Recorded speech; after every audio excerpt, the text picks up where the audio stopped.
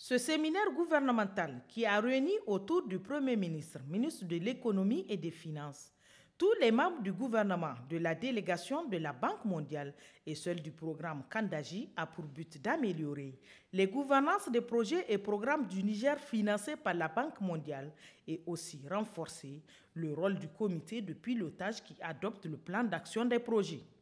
Améliorer l'appropriation ministérielle et améliorer l'implication pour avoir des plans de travaux et une gouvernance plus réaliste. Deuxièmement, sur la mise en œuvre, on s'avait mis d'accord de mettre en place un mécanisme de suivi conjoint.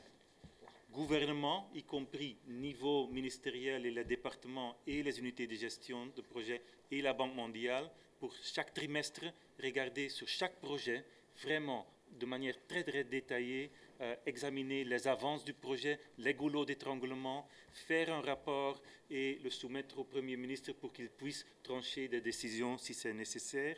Aussi, on avait décidé ou proposé de faire une étude conjointe pour voir comment est-ce qu'on peut améliorer la mise en œuvre de projets sur peut-être le modèle d'unité de gestion de projet qu'on a. C'est ce qu'il faut changer quelque chose. Les interactions Banque mondiale et les autorités, les anneaux, etc., où est-ce qu'il y a une lenteur qui peut être améliorée, etc. Le vice-président de la Banque mondiale pour l'Afrique de l'Ouest et centrale a remercié les autorités nigériennes pour l'initiative de cette rencontre.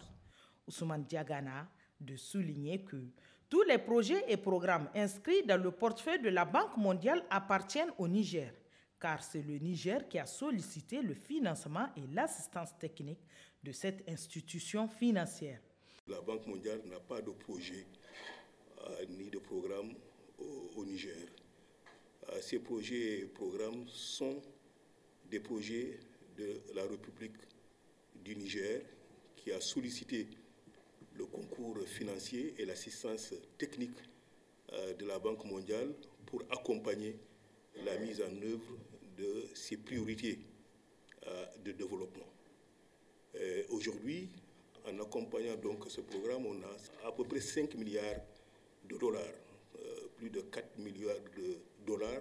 D'ici la fin de l'année, ce montant sera à peu près 5 milliards de dollars. Donc effectivement, le point principal qu'il a mentionné dans le plan d'action est critique, l'appropriation.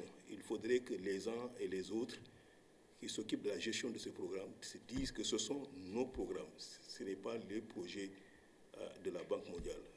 Nous assurons une supervision pour veiller tout simplement à ce que les projets atteignent leurs objectifs dans un contexte et dans un cadre fiduciaire qui promeut la transparence, l'efficacité, l'efficience et donc avoir les impacts voulus. Quant au programme Kandaji, c'est pour informer et sensibiliser les membres du gouvernement sur l'état d'exécution de la feuille de route du programme. Kandaji a pour objectif de contribuer à la réduction de la pauvreté grâce à la régénération du milieu naturel, l'amélioration de la sécurité alimentaire et la couverture des besoins en énergie.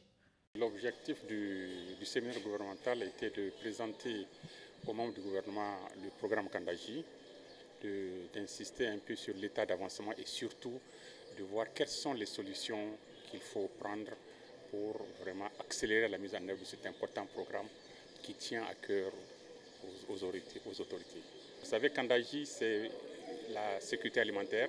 Kandaji, avec la réalisation d'à peu près 45 000 hectares. Kandaji, c'est les besoins en eau, la sauvegarde de l'écosystème du fleuve Niger. C'est également les questions d'énergie.